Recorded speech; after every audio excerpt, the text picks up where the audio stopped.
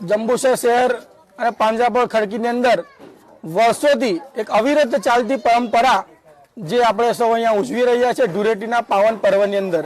આની પાછળ વર્ષોથી એક દંતકથા એવી છે કે હોડિકા અને પ્રહલાદ એ કથા આપણે સૌ જાણીએ છીએ, પરંતુ ઇલ્લાજી અને હોડિકા વચ્ચેનો જે પ્રેમ હતો, જે અવિરત ચાલતો પ્રેમ હતો, એ પ્રેમની દંતકથા આપણે સૌ જાણતા નથી. એની પાછળ એવી એક કથા છે કે હોડિકાનો પ્રેમી ઇલ્લાજી હોય છે અને હોડિકાનું જ્યારે દહન થાય છે તેના બીજા દિવસે હોડિકા અને ઇલ્લાજીનું લગ્ન હોય છે.